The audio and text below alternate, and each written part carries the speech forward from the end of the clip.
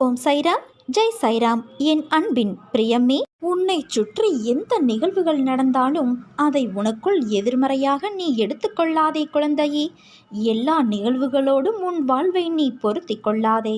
ஆனால் உணர்ந்து கொள், செய்யும் வினைகள் எல்லாம் திரும்ப வரும் என்று. அதனால் நல்ல வினைகளை தேர்ந்து செய், தீய வினைகளை குறைத்து கொண்டு வா. நேர்மறை எண்ணங்களை உனக்கு துணையாக கொண்டு நட. எல்லாவற்றையும் உன்னிப்பாக கவனி. உனக்கான வாய்ப்பு சிலவற்றில் ஒளிந்து இருக்கும். அதை உனக்கு நான் உணர்த்துவேன். அதை பற்றி கொண்டு நீ மேலே வருவாய். நம்பிக்கையோடு இருப்பாய். தைரியமும் தன்னம்பிக்கையும் தான் உன்னுடைய ஆயுதம். அதை ஏந்தி நிற்பாய் என் குழந்தையே. நீ வணங்கும் தெய்வமான நான் உனக்கு என்றும் துணையிருப்பேன். பற்றுகள் எல்லாம் போன பிறகு தெரிய வரும் உண்மை சொரூபம் ஒன்றினால்தான் ஒருவனுக்கு நிரந்தர ஆனந்தம் உண்டாகும். அது கிடைக்கும் வரை ஒரு மரத்தின் இலைகளுக்கு ஊடே அவ்வப்போது தெரியும் சூரியன் போல ஆனந்தம் வந்து போகும். நமக்கு பிடித்தது கிடைக்கும் போதும் பிடிக்காதது வராத போதும் ஒரு இடைப்பட்ட ஆனந்தம் வந்து பிறகு அதே போல அதே நிலைமை இன்னொன்று பொருளை பற்றி வந்து போகும். உலக விஷயங்கள் எதை எடுத்துக்கொண்டாலும் இந்த மாதிரியான ஆனந்தம் தேடல் என்ற சுழற்சியில் சென்று கொண்டே இருக்கும். இதைத்தான் நாம் நம் வாழ்க்கையின் அனுபவங்கள் என்று சொல்லிக் கொள்கிறோம். எதிலும் திருப்தி இல்லை, ஆனாலும் எதையும் விடவும் மனமும் இல்லை என்று வாழ்ந்து கொண்டிருப்பவர்கள்தான் நம்மில் பலரும். உலக விஷயங்களில் பற்று என்பதே அனைத்தின் தொடக்கமும் என்பதை உணர்ந்து அவைகளின் மேல் பற்று வைக்காமல் வாழ்வதே ஆன்மீக பயிற்சியின் முதல் அடி. உள்ளதை உள்ளபடி பார்க்க வேண்டும் என்றால் பார்ப்பவர்களும் பார்க்கப்படும் பொருளுக்கும் இடையில் திரை போன்று எதுவும் இருக்கக்கூடாது. தற்போதும் நம் மனது ஒரு திரை போன்று இருப்பதால் நாம் பார்ப்பது எதுவும் அவை உள்ளது போல தெரிவது கிடையாது. முதலில் மனதின் மேல் படிந்துள்ள தொன்று தொட்டு வளர்ந்துள்ள பற்றுகள் விலகினால் பற்றற்ற மனதிற்கு ஒரு இடைவிடாத ஆனந்தம் கிடைக்கும். அதுதான் ஒருவனின் உள்ள நிலையை தெளிவுபடுத்தி காட்டும். அப்போது அவன் தன்னிலே தானாக மகிழ்ச்சியுற்று பேரானந்தம் அடைந்துவிட்ட ஞானியாகிறான். அதை நன்கு உணர்ந்து அனுபவித்த ஞானிகள் சொல்வார்கள், பாம்பின் கால் பாம்பறியும் என்ற வழக்கச் சொல்படி அவர்கள்தானே அவர்கள் நிலையை அறிய முடியும். கஷ்ட நஷ்டங்கள் என்பது வாழ்வின் ஒரு பகுதிதான் என்பதை தீர்க்கமாக புரிந்து கொள். அதுவே வாழ்க்கை கிடையாது. நீ விரும்பும் லட்சியத்தில் வெற்றி கிடைக்கும் வரை ஓயக்கூடாது என்ற உறுதி நெஞ்சில் நிலைத்திருக்க வேண்டும். அப்போதுதான் உன்னால் சுடர்விட்டு பிரகாசிக்க முடியும். யார் உன்னை என்ன வசைப்பாடினாலும் அது உன்னை தீண்டாது. தீண்டவும் நான் விட மாட்டேன். இரவும் பகலும் எப்போதெல்லாம் நேரம் கிடைக்கிறதோ எவன் ஒருவன் என்னை பற்றி நினைத்து வருகிறானோ அவன் இனிப்பும் சர்க்கரையும் போல, அலையும் கடலும் போல, கண்ணும் ஒளியும் போல என்னோடு முழுமையாக இணைகிறான். அப்படிப்பட்டவன் எதற்குமே பயப்பட வேண்டிய அவசியமில்லை. உன் வாழ்வில் நிகழ்பவை, நிகழ்ந்தவை, இனி உன் வாழ்வில் நிகழும் அனைத்து செயல்களுக்கும் நானே பொறுப்பாவேன். உன் கடமைகளில் மட்டும் கவனம் செலுத்து. கனவிலும் நீ நினைக்காத வாழ்வை நான் உனக்கு அமைத்து தருவேன். சொத்து சேர்த்து வைக்காவிட்டாலும் பரவாயில்லை. எவர் குடும்பத்தையும் கெடுத்து பாவத்தை சேர்க்காமல் வாழ்ந்து மறைய வேண்டும். ஏனென்றால் சுமக்கப் போவது நம்முடைய வாரிசுகள்தான். எவ்வளவு தோல்விகளை நீ சந்தித்தாயோ அவை அனைத்தையும் ஜெயிக்கப் போகிறாய். நான் உனது நிழலாக கூடவே வருவேன். துன்பம் வந்த போதும் கூட என் மீது நம்பிக்கை குறைவுபடாமல் இருந்தால் அவர்களுக்கு என் உதவி கண்டிப்பாக கிடைக்கும். உன் கர்மத்தை உனக்கு பதில் நான் சுமக்கின்றேன். உன் செயல்களில் உன்னை விட நானே முன்னால் நிற்பேன். நீ விழிப்புணர்வு இன்றி இருந்தாலும் நான் மிகவும் விழிப்போடு உன்னை முன்னின்று நடத்தி வைக்கிறேன். என் அனுகிரகத்தால் இப்பிறவியில் நீ என்னை ஆராதிக்கின்றாய், என்னை வணங்குகிறாய். அப்படி என்னை வணங்கும் நேரம் உனக்கு கிடைத்ததே ஒரு யோகம். உன்னை பற்றி உனக்கு எதிராக யாராவது பேசினால் சற்றும் கலங்காது சென்றுவிடு. அவருடைய சொற்கள் உன் உடலை துளைத்து விட முடியாது. பிறருடைய செயல்கள் அவர்களையே பாதிக்கும், உன்னை அல்ல. உன்னுடைய செயல்கள் மட்டுமே உன்னை பாதிக்கும். என்னுடைய கதைகள், உபதேசங்கள் இவைகளை கேட்போருக்கு நான் பணிவிடை செய்வேன். செய்வது மட்டுமல்ல, அவர்கள் ஆசைகளையும் பூர்த்தி செய்வேன். என் குணநலன்களை, என் மகிமைகளை, என் லீலைகளை எப்போதும் நினைப்பவர்கள் தாமரை மலர் மீது வண்டு மொய்ப்பது போல அவர்கள் என்னிடம் இருந்தே பக்தியை வளர்த்து கொண்டே இருப்பார்கள். உன் கோரிக்கைகளை நிறைவேற்றி உன் பிரார்த்தனை அனைத்திற்கும் பதில் கொடுப்பதற்காகவே நான் அவதரித்து வந்தவர் என்பதை உணர்ந்து கொள். என்னிடம் அடைக்கலம் புகுவோர் இப்பிறவியில் எதை குறித்தும் கஷ்டமே படமாட்டார்கள். இப்போது நீ கவலையற்று இரு என் குழந்தையே. என்னுடைய பக்தர்களை எக்கணமும் அச்சுறுத்துகின்ற ஆபத்துக்களின் கோரப்பற்களிலிருந்து நான் வெளியே இழுத்து விடுவேன்.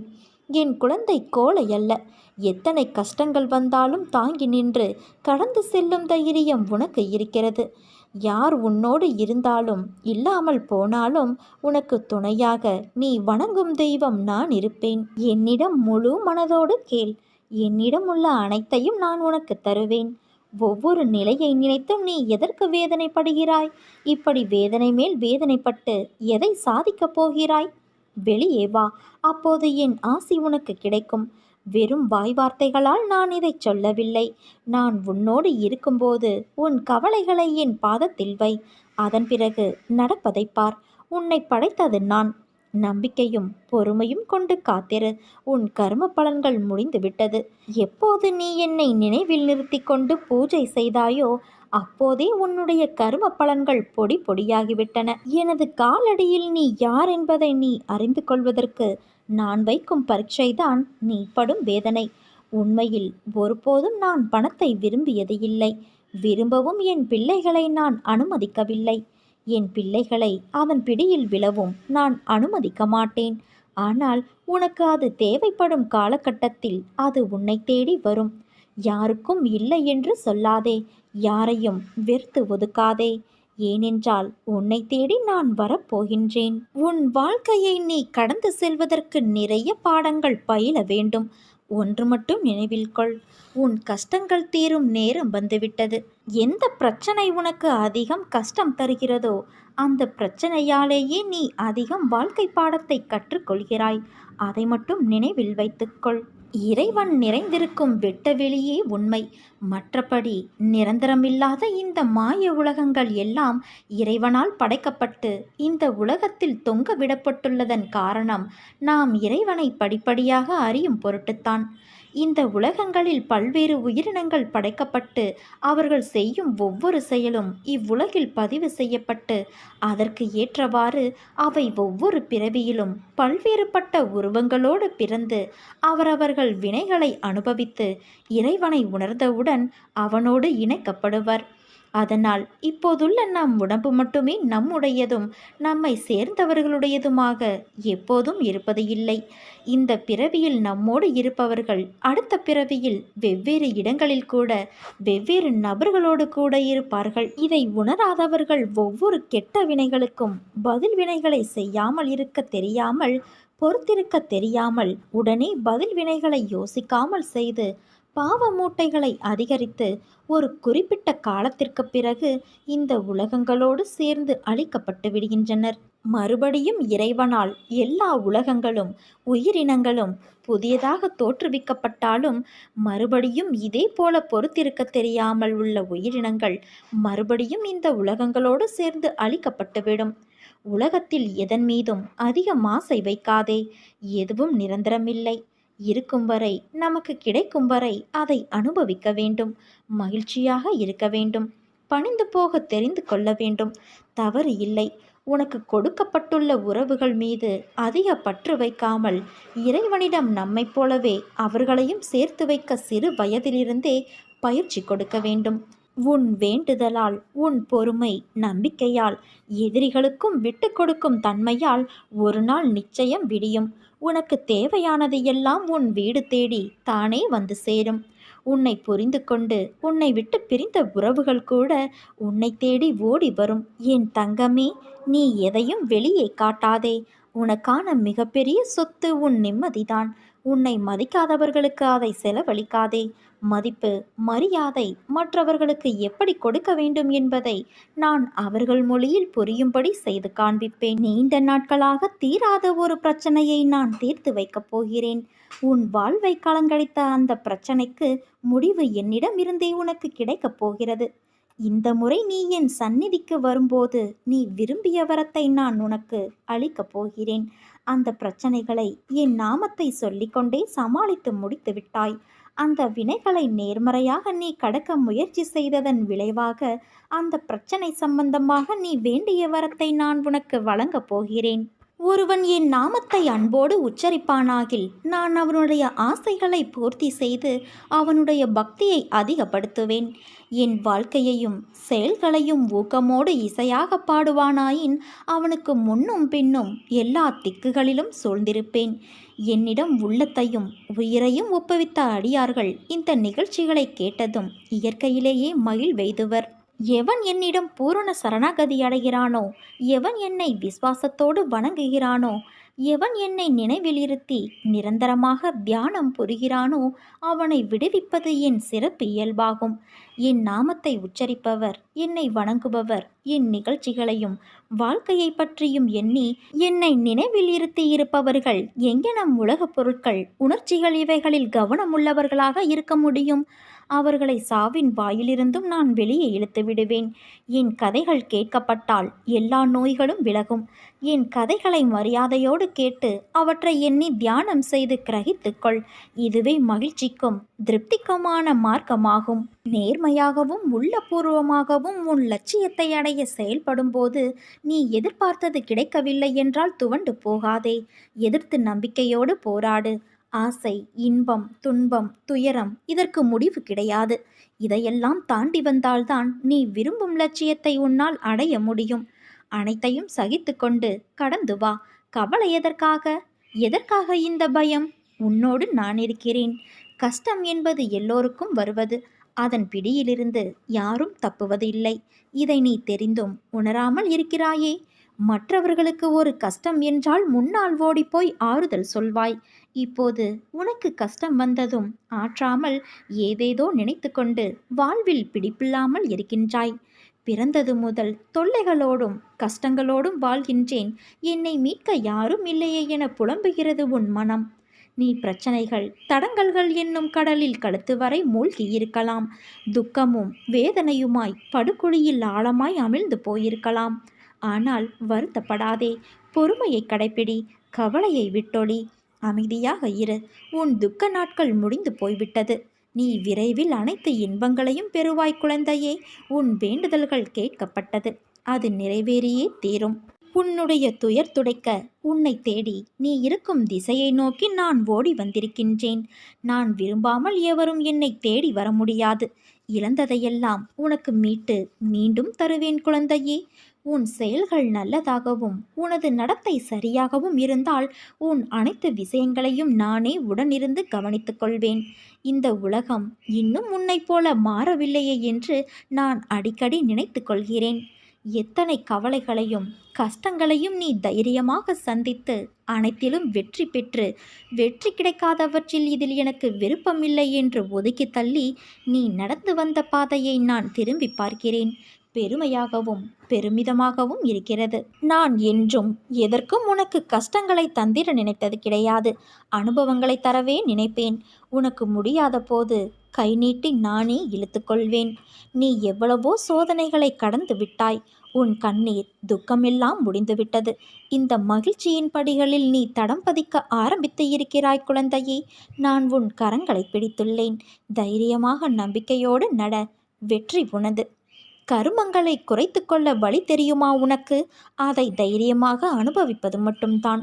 எப்போதும் என்னை நினைத்து என்மேல் நம்பிக்கை கொண்டு இருந்தால் அதை அனுபவிக்கும் சக்தியை நான் உனக்கு கொடுப்பேன். அது துன்பம் என்ற எண்ணம் உன்னில் ஏற்படாமல் நான் செய்வேன். உன்னை வெறுத்தவர்கள் முன் நீ வாழ்ந்து காட்டுவாய் குழந்தையே. என்னை மனதார நினைக்கும் பக்தனை நான் என்றும் கைவிட மாட்டேன். உன்னுடைய எல்லா லட்சியங்களையும் நான் அடையும்படி செய்வேன். இதற்காக நான் உன்னிடம் கேட்பது விசுவாசமும் உற்சாகத்தோடும் பொறுத்திருப்பது மட்டுமே. உன் வாழ்வில் நான் என்றுமே தீபத்தை ஏற்றுவேன். உன் வாழ்வு இனி மிக பிரகாசமாக இருக்கப் போகிறது. இனிமேல் உனக்கு சகல சௌபாக்கியங்களும் கிடைக்கப் போகிறது குழந்தையே. உன்னை தேற்றுவதற்காக 1000 முறை நான் சமாதானம் கூறினேன். இதற்கு பிறகும் கூறுவேன். ஆனால் நீயோ உன் மனதில் சுமையை இறக்கி வைக்கிறாய். அதே சமயத்தில் சிறிது நேரத்தில் அதையே மீண்டும் சுமக்கின்றாய். மீண்டும் புலம்புகிறாய். எதற்கு? நான் பார்த்து கொள்ள மாட்டேனா? என் மீது உனக்கு நம்பிக்கை இல்லையா? உனக்கான அனைத்தையும் நான் சரி செய்து வருகிறேன். நீ என் மீது நிறைய அன்பு வைத்துள்ளாய். அது எனக்கு தெரியும். நீ ஜென்ம ஜென்மமாய் என்னுடைய உயிராய் இருக்கும் குழந்தை. உன்னை சரி செய்வது என்னுடைய பொறுப்பு. உன்னை ஒருபோதும் நான் வேதனைப்படுத்த மாட்டேன் குழந்தையே. உனக்கு இன்றைய நாள் வரை நண்பர்கள் காயப்படுத்தி இருப்பதை மட்டும்தானே நீ அறிவாய். ஆனால் உண்மையான நோக்கம் உன்னை காயப்படுத்துவதல்ல. அவர்கள் உன் அன்பை ஒரு பொருட்டாக கூட மதிக்கவில்லை. உன்னை கேலி பொருளாக மற்றவர்களிடம் சிரித்து உன் அன்பை அலட்சியப்படுத்திய வழி அது. நீ உரிமையாய் கோபம் கொண்டதை அவர்கள் சித்தரித்து சொன்ன விதத்தால் அவர்கள் முன் நீ கோபம் கொண்டவர்களாக தெரிய வைத்து உன் பெயரையே கெடுத்தார்கள். புது நண்பர்கள் அறிமுகத்தால் உன்னை அலட்சியம் செய்து பேச வைத்தார்கள். எதற்கு என்று அமைதியாக இருந்தாலும் உன்னை விடாமல் காயப்படுத்தி பதம் பார்க்கிறார்கள். அவர்கள் நம்பிக்கைக்கு உரியவர்கள் அல்ல என்பதற்காகத்தான் உனக்கு அதை பற்றிய விஷயங்களை புரிய வைத்து அவர்களிடம் இருந்து உன்னை விலக்கினேன். இனிமேல் எல்லாம் நல்ல நேரம்தான். உனக்கு அவர்களிடம் இப்படி பேசாமல் இருக்கிறோமே என்று சரியா இது தவறா என்று யோசிக்கிறாய். நீ எதையும் போட்டு மனதில் குழப்பிக்கொள்ளாதே. நீ யோசிப்பது சரிதான். உனக்கு இந்த அமைதிதான் நிம்மதி தரக்கூடியது. நீ போகும் பாதையை நான் தான் வழி காட்டுகிறேன். அதனால் இது சரியா என்று யோசிக்காதே. நான் துணை நின்று பாதுகாப்பேன். என் உயிரான குழந்தை நீதான் எனக்கு உலகம். என் திட்டம் எப்பொழுதுமே சிறந்தது. சில சமயங்களில் செயல்படுத்தும் முறை தாமதமாகவும் வேதனையாகவும் இருக்கலாம். ஆனால் நான் மௌனமாக இருக்கும் போதும் நீ காத்திருக்கும் போதும் நான் உனக்காக சிறந்த சூழ்நிலைகளை தயார் செய்து கொண்டு இருக்கிறேன் என்பதை நினைவில் கொள் என் குழந்தையே. என்னை நோக்கி நீ வேண்டுதல் செய்ய துவங்கிய அந்த நேரத்திலேயே உனக்கு பதில் தரும் வேலையை நான் துவங்கிவிட்டேன்.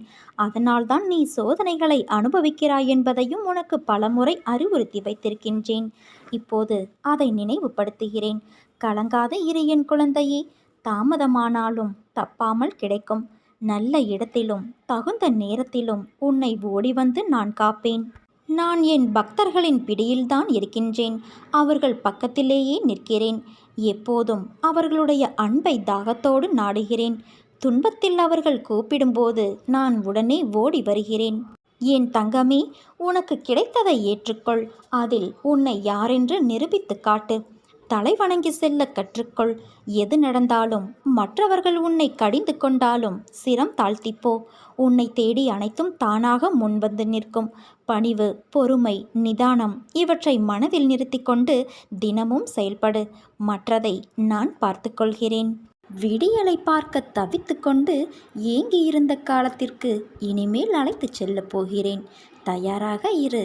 என்னிடம் கேட்ட விஷயங்களுக்கு மனதில் இருந்த வலியால் மனம் வெந்து போய் நீ பரிதவித்த விஷயங்களுக்கு எல்லாம் பலன் கிடைக்கப் போகிறது. போகும் பாதை எப்படி என்று தானே கேட்கிறாய்?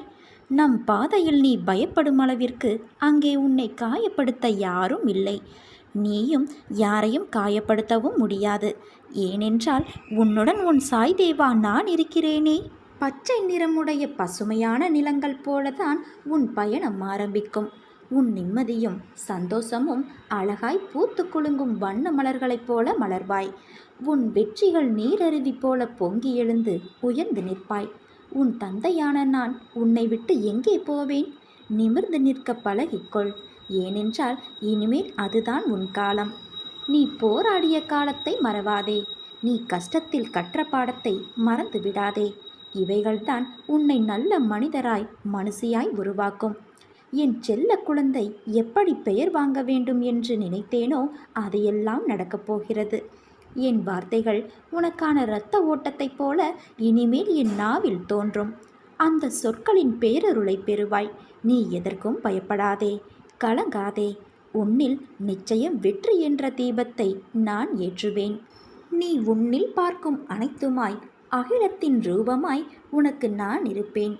உலகத்தில் எது மாறினாலும் நகர்ந்தாலும் நான் உன்னை விட்டு ஒருபோதும் அகலமாட்டேன். உன்னில் எப்போதும் நான் உன் சாய் தேவாயிருப்பேன். உன் அன்பின் ஆழத்தையும் உன் பக்தியின் தூய்மையையும் உன் விசுவாசத்தையும் எவ்வளவு உன்னதமானது என்பதை நான் அறிவேன். உன்னை பின்னுக்கு தள்ளும் அனைத்தையும் நான் துரத்தி அடிப்பேன் என் தங்கமே. உன்னை மிக விரைவில் வெற்றி கிரீடத்தால் அலங்கரிக்கப் போகிறேன். அதற்கான வாய்ப்பையும் விரைவில் உனக்கு ஏற்படுத்தி தரப்போகிறேன். உன் கஷ்ட காலங்கள் இதோ முடிவுக்கு வந்துவிட்டது. நீ இழந்த அனைத்தும் உன்னிடம் வந்தடையும் நேரம் வந்துவிட்டது.